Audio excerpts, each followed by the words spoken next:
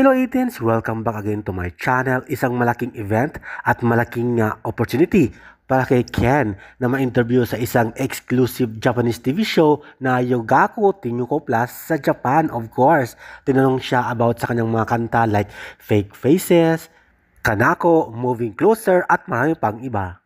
Nakaka-proud dahil first time yata may isang Pinoy na in-interview sa naturang TV show na Yogaku Tenyuko Plus at yun ay si Ken, ang kanunahang Pinoy singer na si Ken. Kaya naman maraming salamat sa Japanese TV show na Yogaku Tenyuko Plus sa Japan, of course.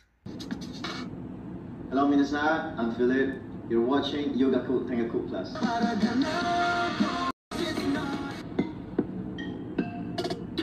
Since this is my dreamland, this is where I'm really, this is where I'm really looking forward to go, especially in a vacation. But right now we're at work, and we just had our concert. It's really good in here. I want to